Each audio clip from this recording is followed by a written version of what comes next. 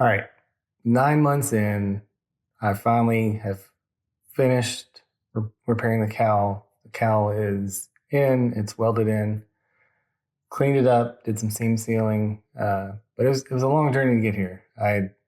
In the previous video, you may have seen where I cut the upper cowl off and found not just a lot of rust underneath that around the hats where it always happens, but up around the firewall where the firewall meets the cowl side support. That was all damaged, and the previous repair was just to use a bunch of all metal to fill in the gaps, and that resulted in a lot of rust developing in there. So I finally cut out all those bits. When I did the walk around in the first video, a lot of people were like, "Wow, that's a super solid car," and it was, except for this cowl area. So I think this phase was quite a learning experience for me because I've not done that sort of work before.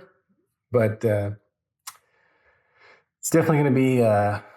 It was one of the more tedious ones, just because I was learning as I was going. I think the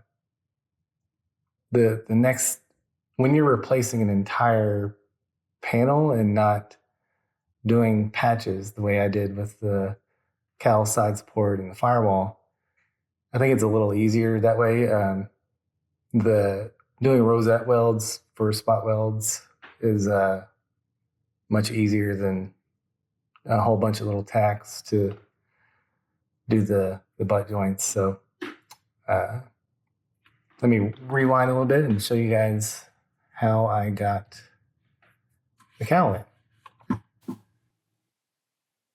So in the previous video, you may have seen where I had the patches completed and was getting ready to finish up with the cowl. So after doing a lot of test fitting, in and out, I ended up making a couple of filler pieces out of metal, not filler, to kind of bridge the gap in some spots. And I found that the cowl panel, when I test fit it as a complete unit, it was very difficult to make it line up and make it look right.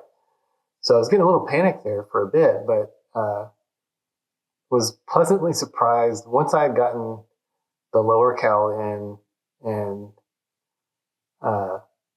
burned in completely. The upper cowl then conformed to that, and it went together much better. So I know in my other videos, like I'm always saying, like, these videos shouldn't be treated as instructional videos because I don't have a clue what I'm doing. I'm learning everything as I go, and most of that comes from the Joe Daddy's Garage channel. So I highly recommend if you're looking for tips on how to do this stuff. He has a good one that he did. The one I was referencing, I think, was on a later model project he did, but the process is essentially the same. It's just the panel looks a little different. So